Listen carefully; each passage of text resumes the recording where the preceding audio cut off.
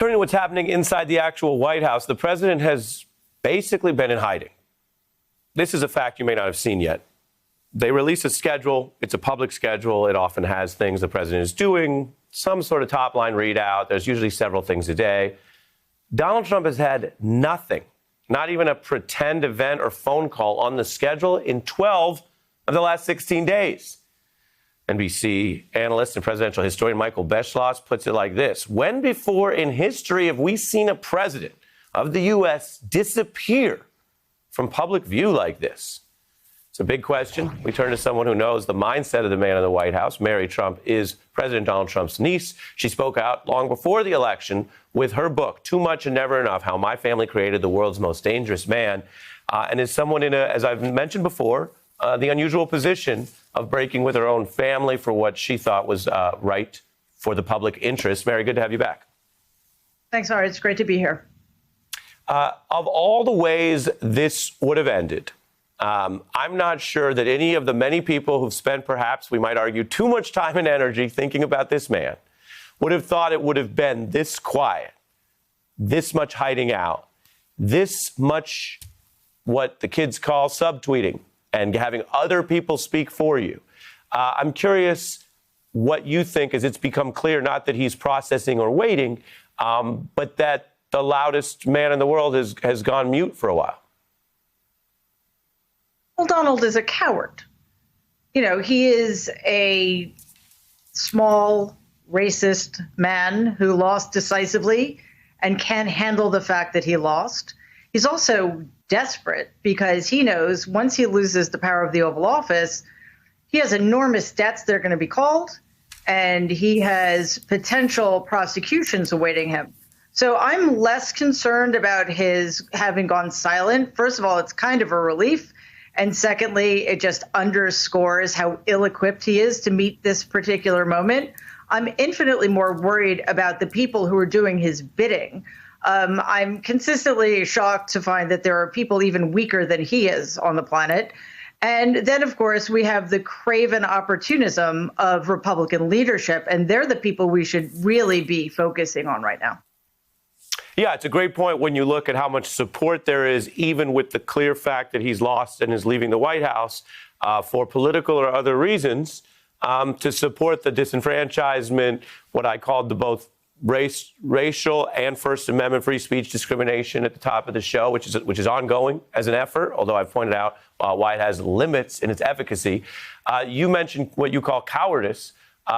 We heard from someone who knows his way around pretending or acting as a tough guy, but who's also, like you, been very critical of Donald Trump. That's the great Robert De Niro. I want to play just a little bit of what he had to say. It's like being in an abusive relationship. We don't know what's going on. Nobody knows.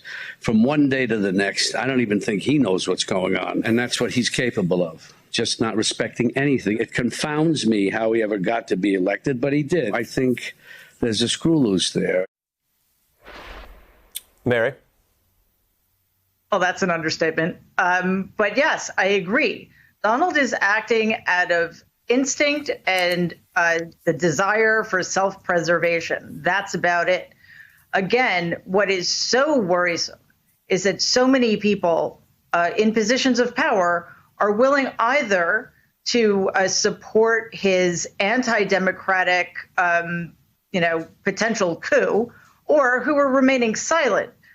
People like Mitch McConnell, who, for reasons of, just wanting to hang on to power, is completely willing to let this unfold because he needs Donald's base on January 5th, and he needs Donald's base in 2022. It's despicable. And on top of everything else, we lost almost 2,000 Americans yesterday because this administration and Republican leadership are doing absolutely nothing. Yeah.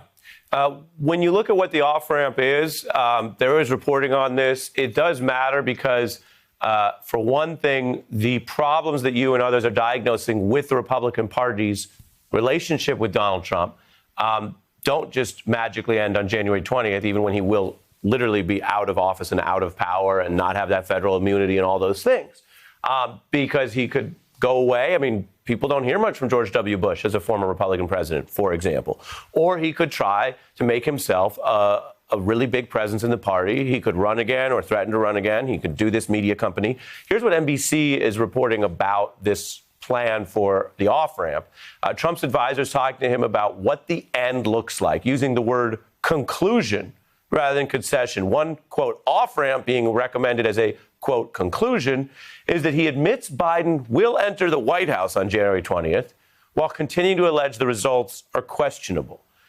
Given your knowledge of your uncle, how natural is that for him to try to find what would here be, as a journalist, I would say, a lie and a grievance to ride for however many years?